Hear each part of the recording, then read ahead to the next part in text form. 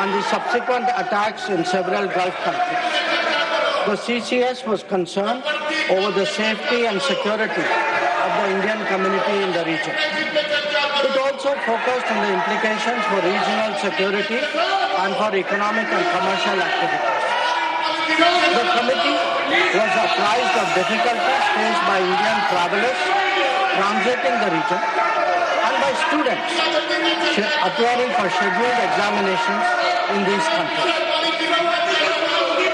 It directed all concerned ministries and departments to take appropriate measures to respond to these problems. Honorable Prime Minister continues to closely monitor emerging developments, and relevant ministries are coordinating to ensure effective responses. Sir, the conflict has continued to intensify and the security situation in the region has deteriorated significantly. We have noted that, in fact, the conflict has spread to other nations with mounting destruction and deaths. Normal life and economic activities in the entire region are visibly affected and in some cases have come to a halt. We therefore reiterated our call on 3 March for dialogue and diplomacy and spoke up for an early end to the conflict. I am confident, Chairman Sir, that the House joins me in expressing our sorrow at the loss of lives. Honorable Chairman Sir, while any development that negatively impacts peace and security in the world is deeply troubling, this ongoing conflict is an issue of particular concern for India. We are a neighboring region and understandably have obvious stakes that West Asia remains stable and peaceful. There are almost 1 crore Indian citizens who live and work in the Gulf nations. In Iran too, there are a few thousand Indians who are there for study or for employment. The region is key to our energy security and includes many important suppliers of oil and gas. Chairman Sir, the Gulf is also a major trade partner, accounting for almost $200 billion annually. The House is also aware that in the last decade, there has been significant investment from the region into the Indian economy. Therefore, serious supply chain disruptions and climate of instability that we perceive are serious issues. Furthermore, these include attacks on merchant shipping where Indian nationals often constitute a large proportion of the crews. We have sadly already lost 2 Indian mariners and 1 remains missing in such incidents. I know that the House joins me in condemning their deaths. Honorable Chairman Sir, Government has been assessing the situation in West Asia continuously since the 12-day war in June 2025. We noted the indications of growing tension and cautioned the Indian community in Iran accordingly. On 5 January 2026, Indian nationals were advised by the Ministry of External Affairs to avoid non-essential travel to Iran. Those already resident there were urged to register with the embassy, exercise due caution, and monitor the embassy website and social media handles. A second advisory was issued on 14 January, reiterating this advice to avoid travel in even stronger terms. The Directorate General of Shipping, Mumbai, in parallel, issued its own advisory on 14 January for Indian seafarers, asking them to follow embassy advisories and avoid unnecessary movement ashore. Recruitment and shipping companies were asked not to deploy or send Indian seafarers to Iran. Sir, reflecting our assessment of the evolving situation, the Indian Embassy in Tehran issued another advisory on 14 February, urging Indian nationals, including students, pilgrims, business persons and tourists, to leave Iran by all available means of transport, including commercial flights. They were asked to contact the embassy for any assistance and provided with 24/7 helplines. They This was again reiterated in strong terms through another advisory on 23 February. Some heeded these advisories and have left the country. However, many others have disregarded them and remain in Iran. We are also in touch with our fishermen who operate out of Iran. This was the situation till 28 February 2020. Once the conflict commenced, the Indian Embassy has facilitated the relocation of several Indian students in Tehran to places outside Tehran. An advisory update with emergency contact helplines was issued on 3 March. Similarly, facilitation was extended to pilgrims for their internal movement. Indian nationals who were in Iran for business reasons were assisted to cross over to Armenia and return home. The embassy in Tehran remains fully operational, in fact, on the highest alert. They are totally committed to supporting the Indian community in this difficult moment and in assisting Indian nationals who may wish to cross international borders. Where seafarers are concerned, the Directorate General of Shipping, through an order of 2nd March, has constituted a quick response team for immediate response, coordination and support functions. This too will function on a 24/7 basis. Honorable Chairman, sir, I would like to inform the House through you that every Indian embassy in the region has similarly issued advisories.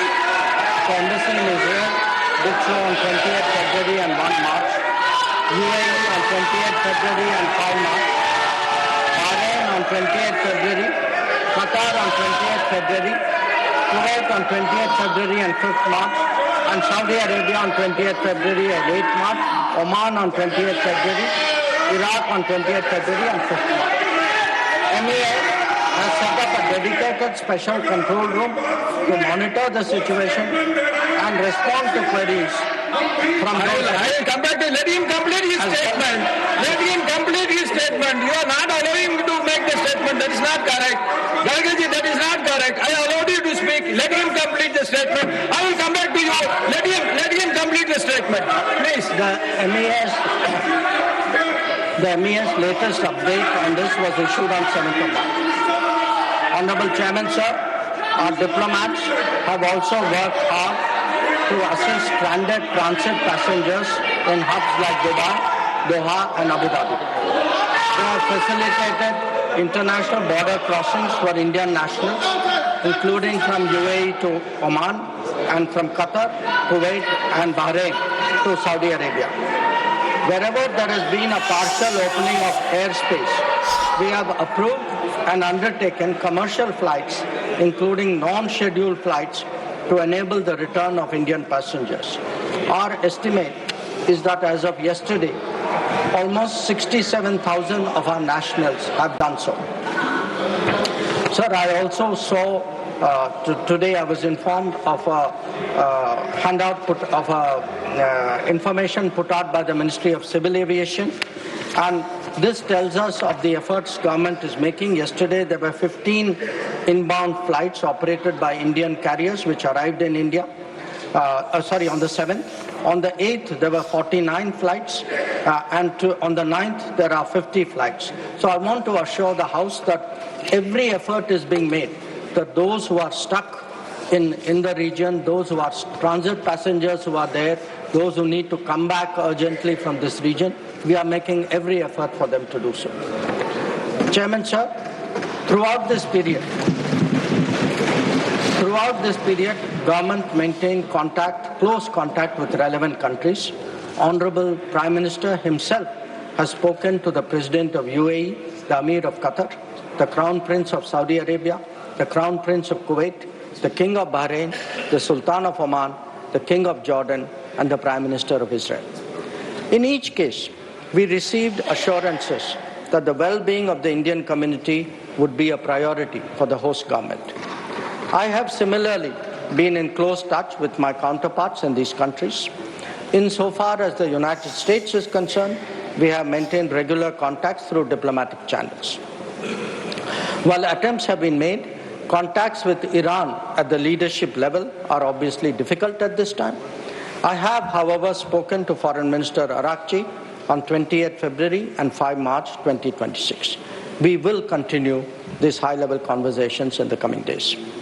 Sir, the House will also be interested in the issue of an Iranian vessel that is currently docked in Kochi. The Iranian side had requested permission on 28 February for 3 ships in the region to dock at our ports. This was accorded on 1 March.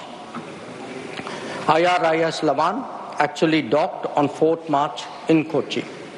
The crew is currently in Indian naval facilities. We believe that this was the right thing to do, and the Iranian foreign minister has expressed his country's thanks for this humane gesture. Honorable Chairman, sir, in view of the implications of this conflict for our energy security, I also seek to address that particular concern. Government remains committed to ensuring that fully, taking into account availability, costs, and risks of the energy markets. For us, the interests of the Indian consumer has and will always be the overriding priority. Where required, Indian diplomacy has supported the endeavors of our energy enterprises in this volatile situation. Honorable Chairman, sir, let me conclude by highlighting the 3 guiding factors of our approach. 1. India is in favor of peace and urges a return to dialogue and diplomacy. We advocate de-escalation, restraint, and ensuring the safety of civilians. 2. The well-being and security of the Indian community in the region is our priority. We will continue to work with the governments of the region towards that end. And 3, our national interest, including energy security and trade flows, will always be paramount. I'm confident, sir, that the government has the full support of this august House on this matter. I thank you. Now, Honorable Leader of the House. आदरणीय सभापति जी, बहुत तफसील में विदेश मंत्री जी ने वर्तमान परिस्थिति मिडिल ईस्ट में उसके बारे में इन्होंने जो वक्तव्य दिया है और सरकार की मंशा और सरकार ने किस तरीके से इस क्राइसिस में अपने आप को आगे इन सारी चीज़ों को एड्रेस किया है, इसको बहुत तफसील से बहुत डिटेल में माननीय मंत्री जी ने रखा है। जो ऑपोजिशन की तरफ से एनर्जी के बारे में भी प्रश्न था, उसका भी उन्होंने उस पर प्रकाश डाला है और बताया है कि सरकार किस तरीके से सारी चीज़ों पर सजग भी है, एक्टिव भी है, एड्रेस भी कर रही है और उन सभी समस्याओं के साथ आगे बढ़ करके भारत की जनता को और भारत की आवश्यकता को ध्यान में रख करके हम आगे बढ़ रहे हैं। बहुत दुख के साथ मुझे कहना पड़ रहा है कि विपक्ष का जो व्यवहार है वो बहुत ही गैर जिम्मेदाराना है, बहुत ही गैर जिम्मेदाराना और यह निंदनीय भी है। इसको जितनी निंदा की जाए वो कम है। इनका इंटरेस्ट न देश में है, न इनका इंटरेस्ट डिबेट में है, इनका इंटरेस्ट एनार्की पैदा करने में है। आज लीडर ऑफ द ऑपोजिशन को आपने 176 के तहत बोलने का मौका दिया। उन्होंने सब्जेक्ट छोड़ करके मैटर पर शुरू कर दिया चर्चा करना। उनको यह मालूम है और था कि विदेश मंत्री जी ने विस्तृत रूप से इन सारी चीजों की चर्चा करनी है, लेकिन उन्होंने अपने तरफ से सारी चीजों को डिटेल में रखना शुरू किया और आपने रूलिंग दी कि I will come back to you on this matter, I will give a thought और इस पर डिस्कशन के लिए करेंगे। इनका इंटरेस्ट कभी भी चर्चा में नहीं रहा है। इनका इंटरेस्ट अच्छा नहीं लगेगा लेकिन हुड़दंग मचाने में है, हुलिगनिज्म। और मैं उदाहरण के साथ आपको बताना चाहता हूं इस हाउस में इनका रोल क्या है। इन्होंने बहुत हल्ला किया SIR के बारे में। आपने इलेक्शन रिफॉर्म्स, इलेक्टोरल रिफॉर्म्स के बारे में चर्चा का मौका दिया। 9 और 10 दिसंबर 2025 को चर्चा हुई। लगभग 18 घंटे चर्चा चली और दुख की बात यह है कि इलेक्टोरल रिफॉर्म्स के बाद इस सारी चर्चा में यह वॉकआउट कर गए जब हमारे तरफ से जवाब देने की बारी है। उसी तरीके से जब special discussion regarding the India's astronaut abroad in international space station and critical role of the space programme विकसित भारत 2047 पर चर्चा हो रही थी 18 अगस्त 2025 को, तो ऑपोजिशन ने इस चर्चा में भाग लेने से अपने आप को अलग रखा। मैं यहां यह भी बताना चाहता हूं कि इनका रिकॉर्ड आपको सामने रखना चाहता हूं। इन्होंने बहुत हल्ला किया, ऑपरेशन सिंदूर, जरा चर्चा करो, पहलगाम का अटैक। 16 घंटे डिबेट चली और जब गृह मंत्री जी ने जवाब देने की बारी आई तो ये विपक्ष वॉकआउट करके चला गया। ये इनका रिकॉर्ड है, इसको हमको ध्यान रखना चाहिए।